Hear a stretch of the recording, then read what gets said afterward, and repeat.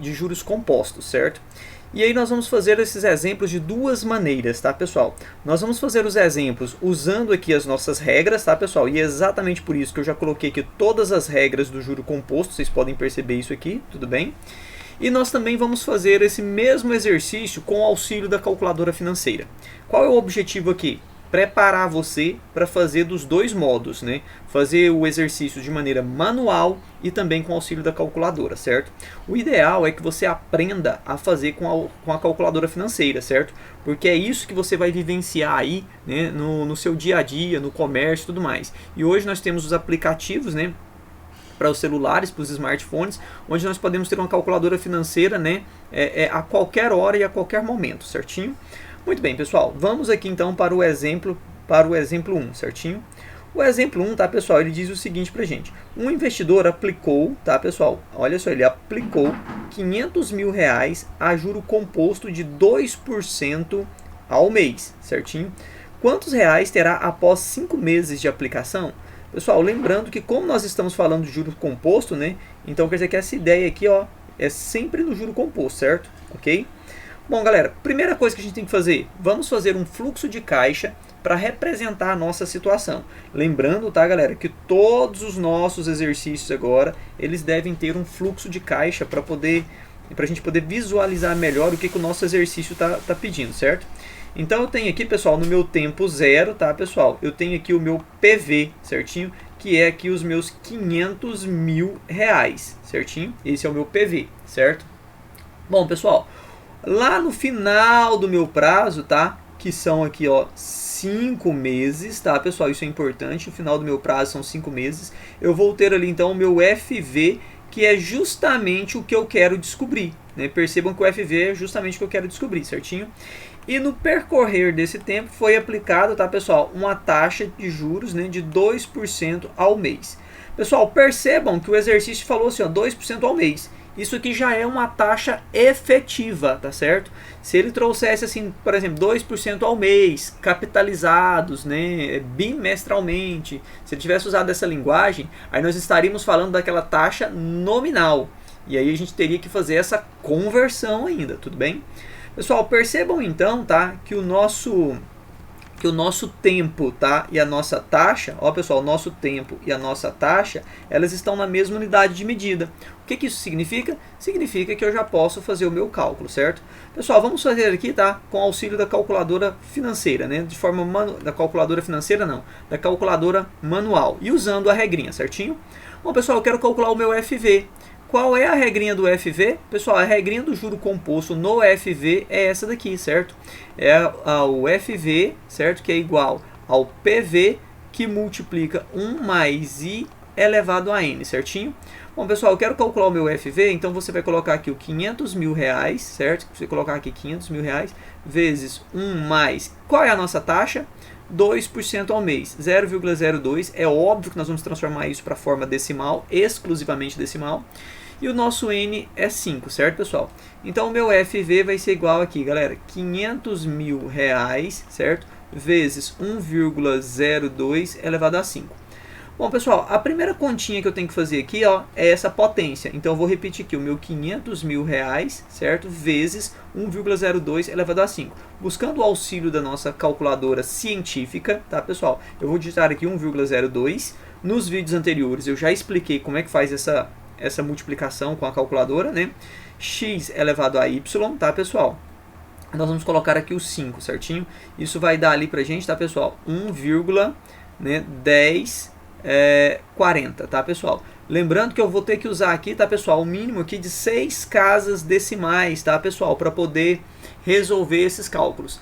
Se você estiver usando a calculadora científica ou fazendo cálculos manuais, utilizem a partir de agora, tá, pessoal, um mínimo de 6 casas decimais. Então, 1,104080, tudo bem? Que é o que nós temos ali, certinho?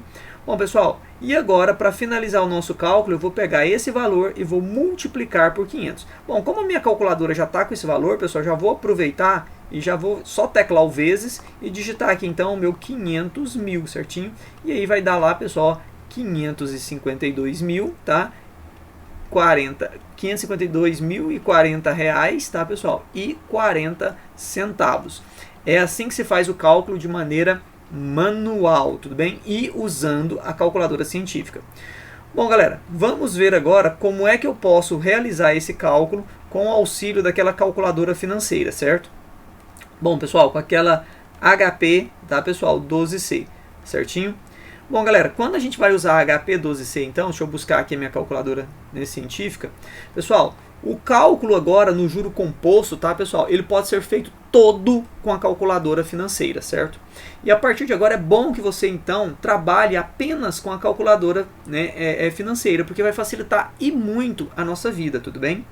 Bom, pessoal, percebam que a nossa regrinha do juro composto, tá, pessoal? Ele tem aqui, ó, um FV, e se você prestar atenção aqui, tá, pessoal? A nossa calculadora, ela tem um FV. Se você prestou atenção aqui, ó, eu tenho um PV, certo? Na minha regrinha. E se você prestou atenção aqui também na nossa calculadora, tem um PV. Para quem está acompanhando os vídeos anteriores, eu já mostrei, né, essa calculadora e já falei que a calculadora tem o FV, tem o PV. Tem também, tá, pessoal, o nosso I, lá na regrinha tem o I, aqui o nosso I na nossa calculadora financeira, certo, pessoal? E nós temos também o N, tá, pessoal? Olha só o N. Então eu consigo colocar todas essas informações que estão aqui na minha regrinha, tá, pessoal? Na minha calculadora financeira. E eu consigo fazer isso com muita facilidade. O que a gente tem que aprender, então? Eu tenho que aprender a dar os comandos de maneira correta para a calculadora financeira, certo? Então, se eu desejo obter este resultado aqui, né, pessoal, o R$ 552.040,40 com auxílio da calculadora financeira, pessoal, eu só preciso aprender como dar esses comandos, tudo bem? Vamos lá então, pessoal? Para usar essa calculadora, pessoal, a primeira coisa que nós vamos fazer é digitar FCLX para poder limpar a memória da calculadora, correto? Muito bem.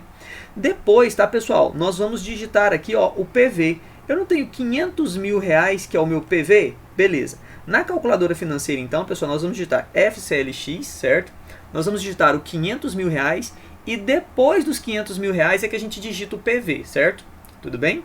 Assim, pessoal, um detalhe que eu estou esquecendo aqui, ó, quase que passou batido, certo? Bom, pessoal, neste caso, tá, prestem muita atenção aqui no nosso fluxo de caixa, tá? Porque ele é importante para a gente poder usar a calculadora financeira. Pessoal, o meu PV, eu não coloquei ele aqui com a setinha para baixo? Isso agora vai fazer muita diferença para a gente a partir de agora, tá, pessoal? Então se liga nesse detalhe. Pessoal, quando eu coloco uma setinha para baixo, eu não estou dizendo que está havendo uma saída de recursos. Veja que um investidor aplicou 500 mil reais. Então, num primeiro momento, esse recurso saiu do bolso da pessoa. Então, quando eu tenho uma setinha para baixo, eu tenho uma saída de recursos, não é isso? Muito bem. Isso na calculadora financeira tem que ser informado também, certo? Eu não posso deixar de informar se o valor que eu estou registrando na calculadora é uma entrada ou uma saída de recursos. Se você não falar nada, a calculadora entende, tá, pessoal, que aquilo ali é uma entrada de recursos, ok? Mas, tá, pessoal, nós aqui que já estamos espertos com esse negócio, tá? Vamos fazer o seguinte, nós vamos digitar o 500 mil, certo? E nós vamos digitar a tecla CHS. Pessoal, quando a gente digitar a tecla CHS da calculadora financeira, vocês vão perceber que lá no visor dela vai aparecer um menos, tudo bem? Para indicar que esses 500 mil reais foi uma saída de recursos do bolso desse investidor, certinho? Bom, pessoal, depois de digitar o CHS, aí sim nós vamos digitar o PV, certinho? Muito bem. Depois disso, tá, pessoal, a gente pode registrar aqui, por exemplo, tá? Aí você pode escolher a ordem, tá, pessoal? Isso não interessa também. Outra coisa interessante é que a gente pode escolher a ordem. Eu posso começar digitando o PV, eu posso começar digitando o tempo, eu posso começar digitando a taxa. Isso não interfere no resultado final, certinho? Então, aqui eu posso, por exemplo, vou colocar o tempo primeiro. Então você vem aqui, digita o 5 e vai teclar o N, certo? Depois nós vamos digitar a taxa. Pessoal, a taxa nós vamos digitar o 2 e vamos digitar o I. Pessoal, percebam que eu vou digitar exatamente o número 2. Na calculadora financeira, não há a necessidade de convertermos a taxa percentual para a forma exclusiva decimal. Olha, veja que isso é outra vantagem. Aqui, por exemplo, tá, pessoal, quando nós estávamos trabalhando aqui, ó, com a calculadora científica, para jogar isso aqui na calculadora científica, eu tenho que pegar a minha taxa percentual e tenho que transformar para número decimal, não tenho? Tá. A vantagem aqui agora, pessoal, da calculadora financeira é que eu não preciso, tá, pessoal, fazer essa transformação. Eu posso digitar o 2 e teclar o I, que a calculadora já vai entender isso, certo? Isso é uma vantagem muito boa. Bom, pessoal, e o que a gente quer calcular? O FV, não é isso? Então, por fim aqui agora, pessoal, basta, tá, nós teclarmos o FV. Quando teclarmos o FV, a calculadora já vai dar o resultado para a gente, que é aquele R$ 552.040,40, certinho?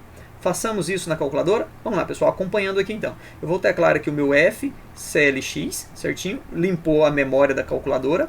Vamos digitar aqui então o 500.000, tá, pessoal? Digita lá o 500.000 bonitinho, certinho. Vamos teclar agora, pessoal, o CHS, que é essa tecla aqui em cima, tá, pessoal? Que vai dizer pra gente que é uma saída de recursos. Então nós vamos digitar o CHS. Percebam que no visor da calculadora apareceu menos, tudo bem? E agora vamos digitar o PV. Certo, pessoal? Quando eu digito PV, você pode perceber que completou ali com um monte de zeros. Isso é normal, correto? Agora você vem aqui, digita o 5 e digita o N, tá, pessoal? Que é aqui, ó, que é o nosso 5 meses. Perceba que quando eu digitei o N, completou com zeros. Não tem problema. Digito 2 e agora vem aqui, pessoal, digito o nosso I, que é a nossa taxa. Percebam também que quando eu digitei o I, fechou ali com outros zeros, tudo bem? Isso é normal. E agora, para a gente calcular o nosso FV, basta teclar o FV. Quando eu teclo o FV, pessoal, o que vai acontecer ali? Ele já vai me dar aquele resultado ali, ó, o R$ 552.040, tá, pessoal? E 40 centavos. Pessoal, percebam que o uso da calculadora financeira ele é muito mais prático do que a gente está usando, né, fazendo cálculos manuais, né, com papel e caneta, e ainda com o auxílio da calculadora científica, né? Então vejam que é muito mais prático a gente fazer isso, certo? E detalhe, pessoal, se você tivesse esquecido de colocar esse CHS aqui, a calculadora financeira ela ia dar o resultado aqui para a gente negativo. Por que ele ia dar o resultado negativo? Porque a calculadora estaria entendendo, então, ó, se você esquecesse do CHS, a calculadora entenderia que o R$ 500.000 seria uma entrada de recursos, certo? E que esse valor futuro, então, seria uma saída de recursos. Lembrem-se, pessoal, em uma transação financeira, certo? Sempre ocorre uma entrada e uma saída de recursos. E a nossa calculadora financeira, ela entende isso, certo? Então, você tem que dizer para ela o que é a entrada e o que é a saída. E se você não diz, ela entende que já é entrada e quando ela te dá o resultado final, ela vai te dar como uma saída de recursos. Só que não é interessante a gente esquecer de colocar o CHS, tá, pessoal? Não é interessante, porque quando a gente avançar no nosso estudo aqui, tá, nós vamos perceber o seguinte, que necessariamente em alguns cálculos a gente vai ter que colocar o CHS. E aí se você esquecer de colocar o CHS, você vai errar o exercício, beleza?